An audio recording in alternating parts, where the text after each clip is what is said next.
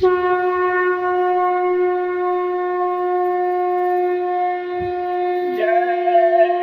गुरुदेव, जय गुरुदेव।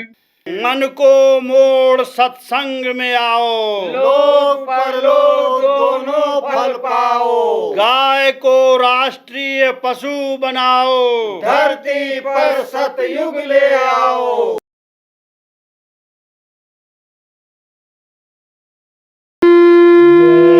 जय गुरुदेव। बरोसो चरण कमल का तेरे, बरोसो चरण कमल का तेरे। सांस सांस पर आस तुम्हारी, और न काहू के रे भरोसो।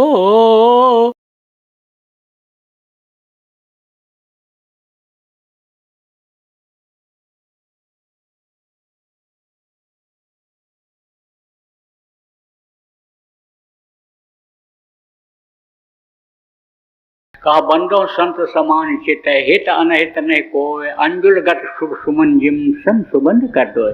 कहा कि संत जो आते हैं इस धरती पर सबके लिए आते हैं, हर जीव के लिए आते हैं। उनके लिए कोई जात पात नहीं होता, उनके लिए कोई गरीब अमीर नहीं होता, उनके लिए कोई पढ़ा लिखा अनपढ़ नहीं होता है, उनके लिए सब समान होते हैं। उनका जो चित्त होता है सबके लिए समान होता है, सबकी भलाई करते हैं। कोई गाली दे, कोई निंदा करे, कोई अपमान करे, कोई थप्पड़ मार दे, लेकिन बर्दाश्त कर लेते हैं। उसी तरह से जैसे पेड़ होता है, पेड़ पर फल लगा रहता है तो पहचान करके नहीं देता है। पेड़ जो होता है फल सबको देता है, चाहे दोस्त हो चाहे सज्जन। सज्जन गए तो तोड़ लिए, और दुष्ट गए तो पत्थर मारे, और तब वो गिरा, टहनी भी टूटी उसकी, पत्ते भी नीचे गिरे, तो तकलीफ तो होगी ही होगी। देखो नाखून काटते हो, थोड़ा सा नाखून अगर अंदर की तरफ कट जाए तो दर्द कितना होता है। ऐसे ही समझ लो कि ये टहनियाँ और पत्ते तो उसके नाखून हैं, लेकिन दर्द उसमें भी होता है जब वो टूट करके गिरता है। ऐसे पत्ता अगर गिर जाए तो उसको दर्द नहीं होता है, लेकिन जब टूट के गिरेगा तो दर्द तो होगा ही। तो इतटे वे पाहन हनता उतटे वे फल देत। इससे इधर से पत्थर मारते हैं लेकिन वो उधर से फल देते हैं। तो कहा गया संत जो होते हैं इसी तरह से होते हैं। जैसे नदी सबको पानी पिलाती है, नदी में लोग टट्टी पेशाब भी फेंक देते हैं, मुर्दा भी फेंक देते हैं, लेकिन नदी किसी से भेदभाव नहीं रखती है, सबको पानी देती है। ऐसे ही समझो कि राजा हुआ करते थे पहले के समय में। आप ये समझो प्रेमियों, राजा घूम घूम करके प्रजा का समझो कि देख रेख रखते थे। तो किसी किसी को खराब भी लगे कि हमारे राजा को, हमारे बादशाह को ये तुकार के बोल रहा है, आदर के साथ सम्मान के साथ नाम लेना चाहिए। अब उसको क्या पता कि वो बादशाह थे, किसान को जो था जंगल का उसको क्या पता कि वो बादशाह थे। वो तो समझा कोई अच्छे आदमी थे, हमारे दरवाजे पर आ गए थे। हमारा ये धर्म बनता है कि कोई भूखा आ जाए उसको खिला दो, प्यासा आ जाए उसको पानी पिला दो। तो हमने तो खिलाया था, लेकिन वो बुलाए थे तो हम चल रहे। अब आप ये समझो कि भटकता रहा, कोई पता नहीं चला। तो कोई बुढ़ा था, बुढ़ों को बड़ा अनुभव होता है। अब तो देखो आजकल के बच्चे माँ बाप की कोई कदर नहीं करते, इज्जत नहीं करते, करना चाहिए। ये बहुएं पढ़ लिख करके आती हैं तो कहती हमारी सास अनपढ़ हैं, ये कुछ नहीं जानती हैं, इनसे हम क्या पूछें। लेकिन जो जानकारी बुद्धि सास को रहती है जीवन की, वो इनको बहुओं को नहीं रहती है। इसलिए बच्चियों, जो बहू हो आपके सास हैं तो उनकी सेवा करो, खुश रखो उनको। ये समझ लो कि एक माँ को छोड़ करके मैं आई और ये दूसरी माँ मुझे मिल गई, तो सेवा करोगे तो समझ लो गाढ़े वक्त पर कहते हैं, मुसीबत के वक्त वो काम आ जाती है। सबसे मुसीबत का समय क्या होता है? जब बच्चा पैदा होने को होता है तो बड़ा मुसीबत का समय होता है। उस समय पर परिवार के लोग भी भगवान से, यानी जिस धर्म के मानने वाले होते हैं, अल्लाह ताला से ये गुजारिश करते हैं, ये समझो प्रार्थना करते हैं कि ठीक से बच्चा हो जाए, जच्चा बच्चा दोनों बच जाएं। तो वो होता है उसका प्रसव की पीड़ा, कहते हैं बर्दाश्त जल्दी नहीं होती है, वो बड़ा गाढ़ा समय होता है, वो समय परेशानी का होता है। तो समझो कि वो उस समय पर जल्दी से बच्चा अपनी जानकारी के अनुसार पैदा करा देती है। कोई मान लो बहू है और डॉक्टरी पढ़ करके आ गई और उसका बच्चा पैदा होने का समय आया तो अपना नहीं भी पैदा करा सकती है। दूसरे के बच्चे को तो माँ के पेट से ऑपरेशन करके काट करके निकाल देती है, लेकिन अपना बच्चा नहीं निकाल पाती। लेकिन वो बूढ़ी सास हाथ फेर करके दबा डुबू करके और तरीके से बच्चे को बाहर निकाल देती है। सेवा करना चाहिए, सेवा करना चाहिए। आप समझो प्रेमियों कि माता पिता बुजुर्गों को बड़ा अनुभव होता है। तो बुजुर्ग मिल गया एक, उसने कहा भाई क्यों खोज रहे हो उनको, क्या काम है तुम्हारा? तो उसने पूरी बात बता दिया, कैसे ऐसे था, समझ गया वो। सोचा कभी शायद गए हों, तो कहा वो चले जाओ, किला दिखाई पड़ रहा। किले के पास वहाँ गया, सिपाही खड़ा था, सिपाही ने भी डांट के भगा दिया जब कहा अकबरा से मिलना है। फिर वहीं रोने लग गया बैठ करके। एक बुजुर्ग सिपाही बैठा था, बुढ़ा, गया पूछा भाई क्यों रो रहे हो, क्या बात है, बताया। तो वो जो वहाँ ऊपर महल में जाता था, नौकर से कहा जाओ हजूर को बता दो, क्या मालूम कभी गए हों और इसको बुलाए हों। जब ये यानी नौकर उनका जो अंदर महल में रहता था गया बताया, तो अकबर उस समय पर नमाज पढ़ने जा रहे थे, लेकिन बोले बुलाओ उसको, बुलाओ उसको बुलाओ, अच्छा आदमी है वो। बुलाया, बैठा दिया और देखा हे रे मोती जवाहरात सब अंदर लगे हुए हैं और चमक दमक देखा, हाथी बने हुए हैं और घोड़ों की अस्तबल देखा। और ये कहा भाई ये तो बहुत बड़ा आदमी है, ये है कौन है, तो होगा कौन होगा, ये तो बहुत बड़ा आदमी है। गया और बैठ नहीं रहा था, उस पर नीचे बैठने लग गया। आप ये समझो वो कालीन जो नीचे बिछी हुई थी, गलीचा जिसको कहते हो, कभी उस पर ही नहीं बैठा था, वो तो नीचे बैठने लगा। लेकिन उन्होंने मेहमान समझ करके, यानी समझो कहते हैं ना कि अतिथि देवो भव, मेहमान को देवता की तरह से माना जाता, बैठाया और कहा देखो हमारा नमाज का वक्त हो रहा है। पहले के समय में देखो लोग अपना पूजा का, नमाज का समय बना करके रखते थे। आज तो कहते हैं कि हमको समय नहीं मिलता, समय नहीं मिलता है। क्यों नहीं समय मिलता है? इसलिए समय नहीं मिलता है कि पूरा नहीं पड़ता है, कमाते हैं लेकिन पूरा नहीं पड़ता है। पूरा क्यों नहीं पड़ता है? इसलिए नहीं पड़ता है कि मेहनत और ईमानदारी की कमाई नहीं करते हैं। तो जब मार करके लाते, छीन करके लाते हैं, रिश्वत लेकर लाते हैं, दिल दुखा करके लाते हैं, तो वो उसी तरह से चला जाता है। बरकत उनकी छिन जाती है। बरकत अगर मिल जाए तो थोड़े में देखो आदमी का गुजर बसर हो जाता है। बरकत छिन जाती है तो बहुत आता है, लेकिन बचत नहीं होती। बहुत से इसमें ऐसे बैठे हैं, कमाई अच्छी करते हैं लेकिन कहते हैं बचता नहीं है, बरकत नहीं मिल रही है। तो बरकत नहीं होती है जिनकी, वो परेशान रहते हैं। इसलिए यानी समझो भगवान को भी भूल जाते हैं। पूजा उपासना याद करना उनका तो दूर रहा। सत्संगी नामदान तो लेकर आते हैं, पूछो कि हाँ भजन ध्यान सुमरन करोगे, करेंगे, 1 घंटा रोज सुबह शाम समय निकालेंगे, लेकिन नहीं निकालते हैं। क्यों नहीं निकालते हैं? इसी वजह से नहीं निकालते हैं कि यानी समझो बरकत नहीं मिलती है, बचत नहीं होता है, मेहनत ज़्यादा करनी पड़ती है। अब मेहनत ज़्यादा करते हैं और बचत भी नहीं होती है, लेकिन वचन को याद नहीं रखते हैं कि मेहनत करो लेकिन ईमानदारी के साथ करो, ईमानदारी भी साथ रखो। एक काम तो किया लेकिन दूसरा छोड़ दिया, इसलिए बरकत नहीं मिलती। तो आप ये समझो प्रेमियों कि पूजा नमाज का जब वक्त हो जाता था तब आदमी सब काम छोड़ करके और उसको करता था, उस मालिक को याद करता था, भरोसा रखता था कि यह नुकसान नहीं होने देंगे। जैसे आप लोगों से प्रेमियों नामदानियों से कहा जाता है कोई नुकसान नहीं होगा, आप विश्वास तो करो। विश्वास के साथ सुमिरन ध्यान भजन आप रोज करो, सुबह शाम बैठो, नाम धुनी करो, जो चीज़ बताई जाती है तकलीफ़ों को दूर करने की वो चीज़ करो।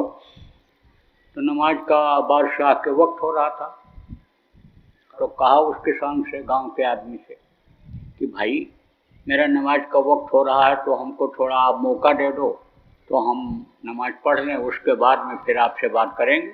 बोला हाँ ठीक है, बैठ गया। अब उसने सोचा कि वहाँ पर इबादतगार में कौन जाए, मेहमान एक तरह से बैठा हुआ है, आया है, नया आदमी है, कहाँ जाएगा, क्या करेगा, इसको तो लोग इस वेशभूषा में है गांव के कि इसको तो हमारे नौकर जो नहीं पहचान पाए हैं इसको तो भी बाहर निकाल देंगे। तो कहा कि चलो यहीं पर हम नमाज पढ़ लेते हैं। देखो पूजा उपासना का कोई समय यानी समझो कि आदमी जो निश्चित कर लेता है जहाँ भी हो जाए वहीं कर लेना चाहिए। और हम जो आज आपको प्रेमियों यानी समझो पूजा उपासना करने की, साधना करने की युक्ति उपाय बताएंगे जो हमारे गुरु महाराज बताते थे, उसके लिए तो कुछ खोजना ही नहीं है। आपका यह नियम बन गया, कितने समय हम पूजा करेंगे, सुमिरन करेंगे, ध्यान करेंगे, भजन करेंगे। आप कहीं भी कर लो, लेटे लेटे कर लो, बैठे बैठे कर लो, ट्रेन में कर लो, बस में कर लो, खेत में कर लो, खलिहान में कर लो, आप दुकान पर आप उतना समय निकाल लो, कर लो, कहीं भी कर सकते हो बच्चियों, कहीं भी कर सकते हो। यानी समझो उस मालिक को याद करने में कोई नियम नहीं है, समझे आप। कहते हैं कि इश्क वालों ने कब वक्त देखा, तेरे सिजदे में पाबंदियां हैं, यहाँ तो दम दम पर होते हैं सिजदे, सिर उठाने की फुर्सत नहीं है। तो आप समझो कि वो जो बादशाह था वो वहीं पर अपना मुसल्ला बिछाया। मुसल्ला किसको कहते हैं? चटाई, जिसको बहुत से लोग अब भी जो साधना करते हैं, पूजा करते हैं, एक अलग अपना बना करके रखते हैं, वो उसी पे बिछा करके बैठते हैं। संत मत में तो कोई ऐसा नियम नहीं है, कोई भी चीज़ आप बिछा लो, बैठ जाओ, कहीं भी बैठ जाओ, चारपाई पर बैठ जाओ, तखत पर बैठ जाओ। ये पूजा जो आज आपको प्रेमियों बताई जाएगी, जो आप नामदानी हो आपको पहले बताई गई, चाहे हमने बताया चाहे गुरु महाराज ने बताया, उसमें कुछ नियम नहीं है। तो मुसल्ला बिछाया और अपना वो जैसा तरीका यानी समझो निकाल दिया हुजूर मोहम्मद साहब ने, कैसे दुआ मांगो और समझो कान पकड़ो, अपने गुनाहों की माफ़ी मांगो उससे कि आज हम कोई गुनाह अभी तक जो हम गुनाह किए हैं उसकी माफ़ी हमको दे दी जाए, अब आज से हम कोई भी गुनाह नहीं करेंगे। इस जिस्म के ऊपर यानी आप दया करो, घुटना टेक करके हम आपसे माफ़ी मांगते हैं। इस तरह से घुटना टेक करके माफ़ी मांगने का जो उन्होंने नियम बना दिया हुजूर मोहम्मद साहब ने, उसी के अनुसार उसने घुटना टेका और फिर जो है कान पकड़ा और उसके बाद में ऐसे हाथ से दया दुआ मांगा इस तरह से। तो जब नमाज ख़त्म किया तब कहा अकबरा भाई, उस किसान ने कहा अकबरा भाई तुझको कोई यानी समझो तकलीफ़ है? कहा नहीं कोई तकलीफ़ नहीं, तो तू उठ बैठ क्यों रहा था? तो कहा कि ये हम इबादत कर रहे थे। इबादत क्या चीज़ होती है? पूजा होती है, उस प्रभु को जिसको तुम भगवान कहते हो उसको मैं याद कर रहा। अच्छा अच्छा अकबरा भाई मैं समझ गया। तो अकबरा भाई ये बताओ, किसान ने कहा अकबरा भाई ये बताओ कि ऐसे ऐसे तुम क्या कर रहे थे? ऐसे ऐसे ऐसे ऐसे। तब बोला कि मैं तो दुआ आशीर्वाद मांग रहा था। अकबरा भाई किससे मांग रहे थे दुआ आशीर्वाद? उस प्रभु से जिसको तुम प्रभु कहते हो, जिसको मैं अल्लाह ताला पाक परवरदिगार कहता हूँ, उससे मैं मांग रहा था। बस उठ पड़ा और चल दिया। कहा अरे कहाँ जा रहे हो? अरे कहीं जा रहे हैं, अब हम घर जा रहे हैं, वापस जा रहे हैं। क्यों जा रहे हो भाई? आओ बैठो, पानी पत्ता पियो, खाओ। किस लिए आए, क्यों जा रहे हो? ना ना ना ना बाबा, अब हम आए थे जिस काम के लिए, अब आप समझ गए, अब हमको आपसे कुछ नहीं मांगना है, अब तो हम भी उसी से मांग लेंगे। कितना सब कुछ होते हुए भी तुम अब भी मांग रहे हो, अब भी तुम्हारा पेट नहीं भरा है, तो हम भी उसी से मांग लेंगे, जिससे तुम मांग रहे थे उसी से हम भी मांग लेंगे। ओ चल दिया, निकल गया, कहा हमको कोई ज़रूरत नहीं है, हम भी उसी से मांग लेंगे। दाता सबके सदगुरु देत न माने हार कहा गया। समझ लो कि देने वाला जो होता है उससे मांगो तो भी आपको मिल जाए। तो देखो प्रेमियों, आज हम आपको ऐसा रास्ता बताएंगे कि जिससे आपका दीन भी बनेगा और दुनिया भी बनेगी। तो दीन बनाना किसको कहते हैं और दुनिया बनाना किसको कहते हैं? दुनिया बनाना उसको कहते हैं कि कहते हो कि ये अच्छा खाते हैं, अच्छा पहनते हैं, अच्छे घर में रहते हैं, इनको लोग सम्मान देते हैं, इज्जत देते हैं, ये बड़े आदमी हैं, इनका पैर छूते हैं, इनको सलाम प्रणाम करते हैं, इनका लोक बना हुआ है। और परलोक बनाना किसको कहते हैं? इस लोक में, मृत लोक में रहते हुए ऊपरी लोकों में आप आने जाने लग जाओ तो वो परलोक बनाना होता है, परलोक बनना होता है। तो दोनों रास्ता मैं आपको बताऊंगा। आपको उसके लिए न घर छोड़ना है, न जमीन जायदाद छोड़ना है, न बाल बच्चों को छोड़ना है। आप जहाँ जिस तरह से रहते हो वहीं पर आप रहना। आपके पास है तो आप अच्छा खाओ, अच्छा पहनो, अच्छे घर में रहो। नहीं है तो किसी को मार करके, छीन करके मत लाना, मत पहनना, मत छीन करके घर में किसी के रहना। आप अपने प्रारब्ध पर प्रेमियों विश्वास करना। प्रारब्ध से बाहर की चीज़, जैसे मैंने बताया कि समझो नहीं मिलती है, प्रारब्ध की चीज़ मिलती है। लेकिन यह जो युक्ति मैं आपको उपाय बताऊंगा, इससे अगर आपको वास्तव में ज़रूरत रहेगी किसी चीज़ की तो प्रारब्ध में नहीं भी होगी तो वो भी मिलेगी। तो आपका दिन भी बनेगा और दुनिया भी बनेगा। वो चीज़ मैं आपको बताऊंगा। लेकिन दवा बहुत अच्छी हो, डॉक्टर भी अच्छा हो, और दवा को खाओ नहीं ठीक से तो दवा फ़ायदा नहीं करती है। तो ठीक से दवा खाने के लिए डॉक्टर समझा देता है जब मरीज को, और दवा को खाता है तो ठीक हो जाता है। तो ठीक से जब करोगे, जैसा बताऊंगा, उसको जब ठीक से करोगे तो ये जो मर्ज है, तकलीफ़ है, जैसे मर्ज में तकलीफ़ में आदमी रोता है, ऐसे दुख में जो रोना धोना है ये आपका ख़त्म हो जाएगा। आप ये समझो प्रेमियों कि परहेज नहीं करोगे तो भी जल्दी दवा फ़ायदा नहीं करेगी। ऐसे ही ये जो संकट है आपका, दुख है, तकलीफ़ है, चाहे धन की तकलीफ़ हो, चाहे शरीर में तकलीफ़ हो, चाहे दिमागी टेंशन हो, नींद न आती हो, रात को सोचते रहते हो, कोई ना कोई समस्या बनी रहती है, तो इसको अगर आपको दूर करना है तो परहेज तो करना ही पड़ेगा। क्योंकि बदपरहेजी से ही ये समस्याएं ज़्यादा आती हैं।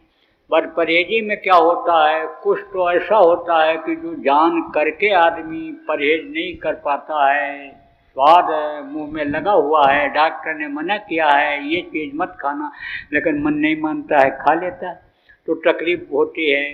कुछ चीज़ें ऐसी होती हैं ना जानकारी में, यानी समझ लो कि वो चीज़ आदमी खा पी लेता है, वो नुकसान कर जाता है। ऐसे ही कुछ तो लोग जबान के स्वाद में, इंद्रियों के भोग में, ये मांस मछली जानवरों का, ये अन्य पक्षियों का मांस खाते हैं, मछली खाते हैं, अंडा खाते हैं, उनको स्वाद लग गया है। कुछ लोग न जानकारी में खाते हैं। जैसे जिधर देखो प्रचलन ज़्यादा है, जहाँ पर लोग मांस ज़्यादा खाते हैं, वहाँ पर कोई इसके लिए ध्यान ही नहीं देता है। छोटे बच्चों से पूछो तुम मांस क्यों खाते हो, ये बड़ी गंदी चीज़ है, नहीं खाने की चीज़ है, तो कहते हैं कि मेरे पिताजी भी खाते हैं, दादाजी भी खाते हैं, सब तो खाते हैं। ऐसा ऐसा लोगों ने बताया। उड़ीसा और उधर जहाँ पूरब में, मैं तो सब जगह जाता हूँ, विदेशों में भी जाता हूँ, वहाँ भी मांसखोर ज़्यादा हैं। तो बताया कि इस गांव में तो सब खाते हैं, शिवालय बना हुआ था, मंदिर बना हुआ था। मैंने पूछा यहाँ के पुजारी, बोले पुजारी भी खाते हैं, पंडित भी खाते हैं, मुल्ला भी खाते हैं, सब खाते हैं यहाँ पर। तो अब वहाँ पर लोग न जानकारी में भी खाते हैं, लेकिन अगर प्रचार कर दिया जाए, बता दिया जाए, समझा दिया जाए तो बंद कर देते हैं।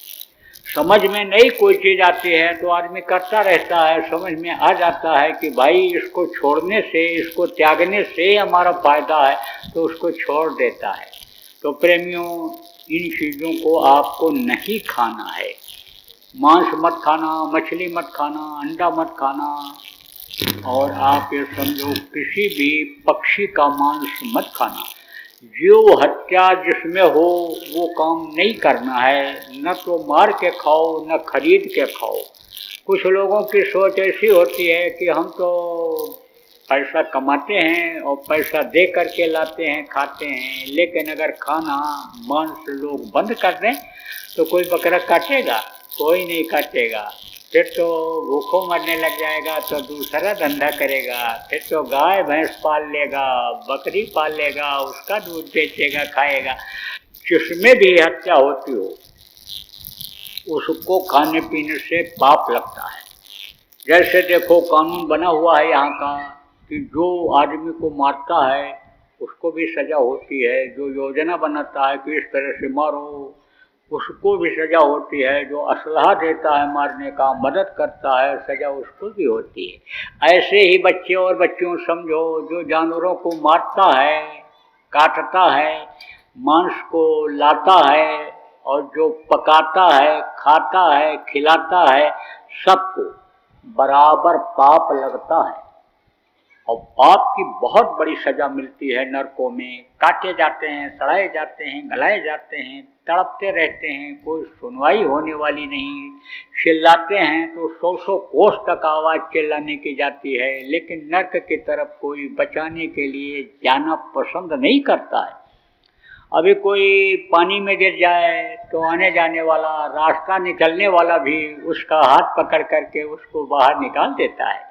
लेकिन ये जो सेप्टिक टैंक जिसको कहते हो, लेट्रिन का जो गड्ढा होता है, उसमें अगर गिर जाए तो उसको आदमी जल्दी निकालना पसंद नहीं करेगा, चिल्लाएगा, लेकिन बदबू इतनी आएगी कि उधर जाना नहीं पसंद करेगा आदमी। तो ऐसे ही समझ लो कि नरकों की तरफ जल्दी कोई जाना पसंद नहीं करता है। कितना गुहार लगाते रहो, चिल्लाते रहो। इसलिए देखो प्रेमियों, आपको बात बता देता हूँ कि चूक न हो जाए आपसे कहीं। अभी तक जो जान में खाए, अनजान में खाए, अब मांस मत खाना। समझा दो अपने परिवार में अगर कोई खाता हो, रिश्तेदारी में खाता हो, पड़ोस में खाता हो, उसको आप समझा दो। देखो दुख सुख में वो भागीदार होते हैं। कौन होते हैं? जो रिश्तेदार होते हैं, हित मित्र होते हैं, पड़ोसी होते हैं। किसी के यहाँ देखो कोई अगर आफत आ जाए पड़ोसी के यहाँ तो आप दौड़ते हो। आपके यहाँ कोई दिक्कत परेशानी हो जाए तो पड़ोसी आते हैं, मदद करते हैं, नई सवारी मिलती है। तो अगर आप कमज़ोर हो तो आपकी मदद के लिए आपके बच्चे को अपने कंधे पर लाद करके बीमारी हालत में ले जाते हैं, डॉक्टर के पास इलाज कराते हैं।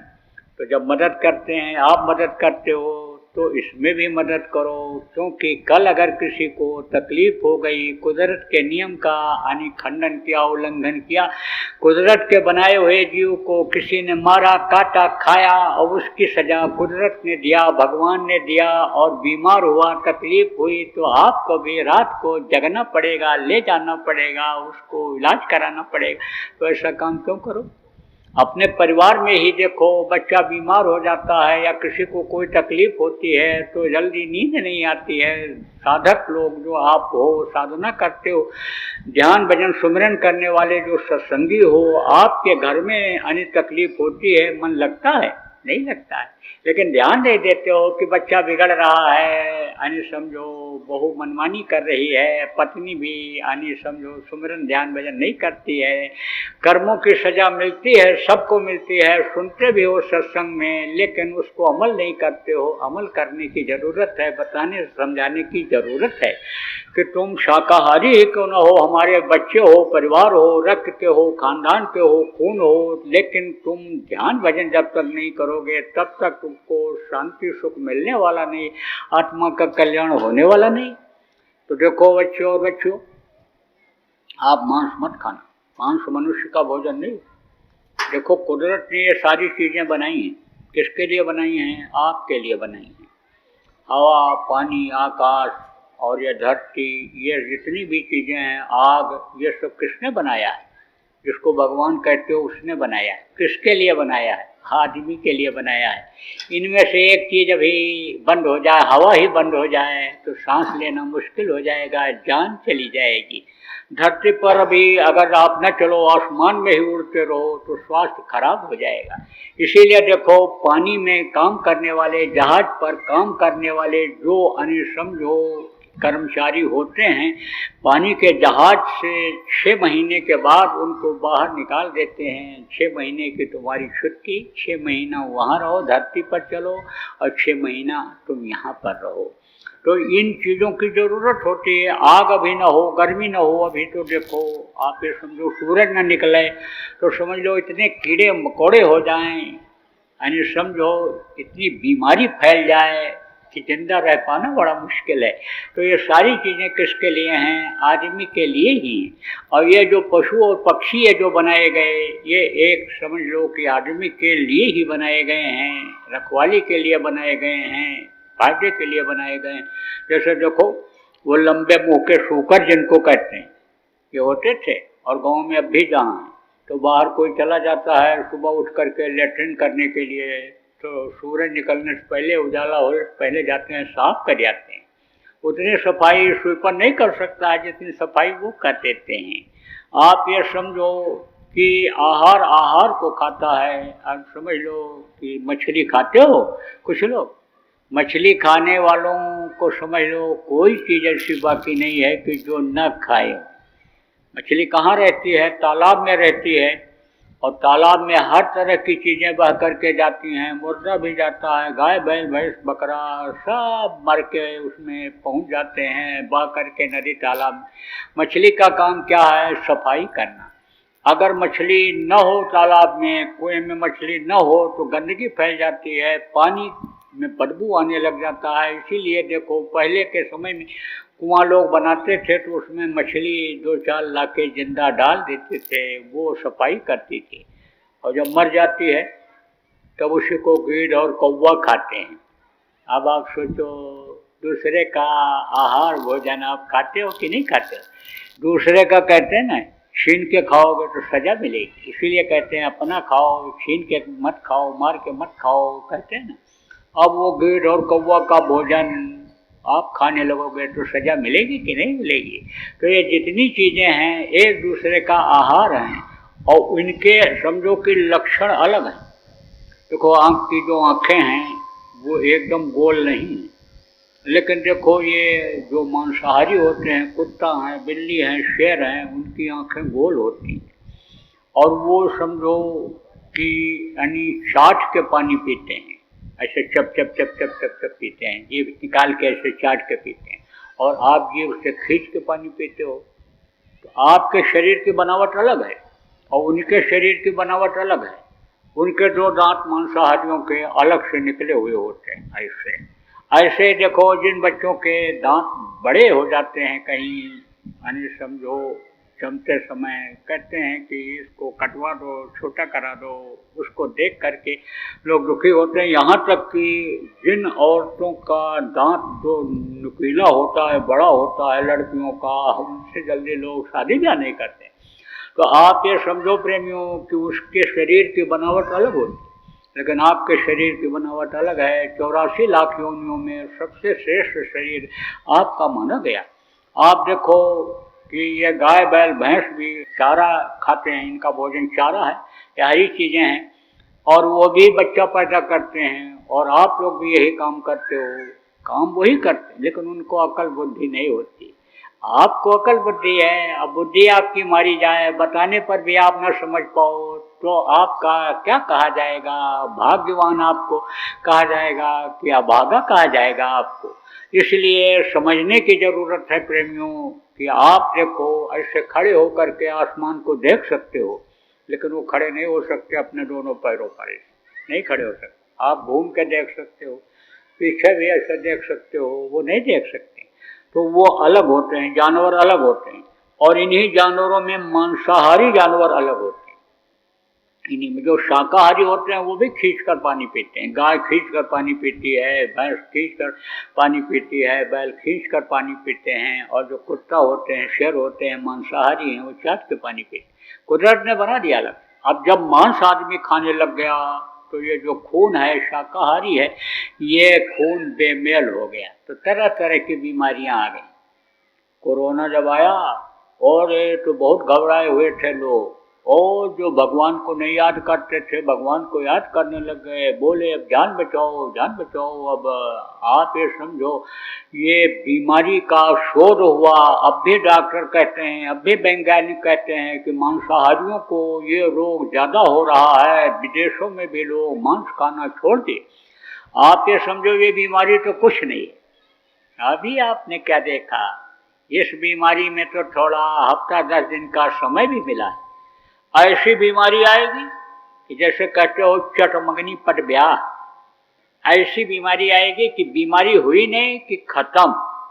रात को पता चला, शाम को पता चला कि देखो इनकी तबीयत खराब हो रही है, ऐसा हो रहा है, और सुबह तक समझ लो कि ब्याह हो जाएगा। शाम को मंगनी हुई और ब्याह हो जाएगा, खाली करवा दिया जाएगा घर। जैसे लड़की का ब्याह हो जाता है, वो घर से विदा कर दिया जाता है, घर खाली हो जाता है, ऐसे ये किराए का घर जो उस मालिक ने भजन इबादत पूजन के लिए आपको दिया है, ये खाली हो जाएगा अगर आप यानी समझो कि शाकाहारी नहीं बनोगे।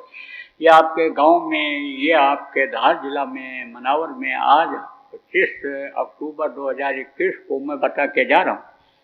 इसलिए भाई कहते हैं जान है तो जहान है। आपका काम तो अभी पूरा नहीं हुआ। जिस काम के लिए यह मनुष्य शरीर मिला है वो तो काम अभी आपका पूरा नहीं हुआ। मांगा था जब माँ के पेट में थे, उल्टे लटके हुए थे, गर्मी माँ के पेट की तपा रही थी, तब क्या कहा था, अब प्रभु कृपा करो यही भांति, और सब त्यज भजन करो दिन राति। सब कुछ त्यज करके दिन रात भजन करूँगा। या प्रभु बाहर निकालो, जल्दी करो, समर्थ गुरु को खोजूंगा, उनसे रास्ता लेकर के दिन रात पूजन भजन करूँगा। आपको कभी भी नहीं भूलूंगा और आपके चरणों में आकर के आखिर में लिपट जाऊँगा। फिर नरकों में 84 में नहीं जाऊँगा, जन्मूंगा मरूंगा नहीं, जन्मने मरने की पीड़ा फिर बर्दाश्त नहीं करूँगा। लेकिन याद आता नहीं, याद आता नहीं, याद आता, याद तो करो। तो जब आपने जिस काम के लिए मनुष्य शरीर मांगा वो काम पूरा जब नहीं हुआ तो समझो ये शरीर छूट गया, तो फिर लौट 84 आया, फिर लौट करके 84 में आना पड़ेगा। 84 में कौन है, यही गाय बैल भैंस घोड़ा आदमी, समझो कीड़े मकोड़े, ये सब हैं। ये बीमारियां जो आ रही हैं, आपने अभी क्या देखा, अगर मांसाहार बंद नहीं किया लोगों ने तो ऐसी ऐसी बीमारी आएगी कि कोरोना की दवा देखो, अब भी सही दवा जल्दी नहीं खोज पाए लोग। तो ये तो कुछ नहीं है, इसमें तो थोड़ा समय भी कोरोना हो गया तो कंट्रोल हो गया आदमी को। लेकिन ऐसी बीमारियां आएंगी जैसे कहते हो चटमंगनी पट ब्याह, है ना, ऐसे ही मर्ज हुआ नहीं कि सट से निकल गए चले गए, ऐसी ऐसी बीमारियां आएंगी। आज मैं दिल्ली में आपके बोल के जा रहा हूँ, तारीख आज की आप नोट कर लो, 17 अक्टूबर 2021 को बोल के जा रहा हूँ। मांसाहार अगर नहीं बंद किया लोगों ने तो बहुत तकलीफ आएगी, बहुत तरह की बीमारियां आएंगी, जानलेवा बीमारियां आएंगी। जय गुरुदेव। बाबा उमाकांत जी महाराज अपने ही प्रेमियों के सहयोग से संस्था द्वारा जनहित का कार्य करते हैं। किसी भी व्यक्ति, संस्था व सरकार से कोई भी चंदा चुटकी व अनुदान नहीं लेते और किसी भी तरह का व्यापार भी नहीं करते। इसलिए आप श्रोताओं को बताया जा रहा है कि बाबा जी के नाम पर किसी भी प्रकार का धन मांगने वाले व व्यापार में प्रचार करने वाले लोगों से होशियार रहिएगा। आपसे यही कहना है कि सत्संग सुनो, समझो और अच्छा लगे तो मानो। आने वाली बीमारी तकलीफ़ों से बचने के लिए कुदरत व सरकारी नियम का पालन करो। आपके सुझाव के लिए व्हाट्सएप नंबर 9575600700। जय गुरुदेव, जय गुरुदेव।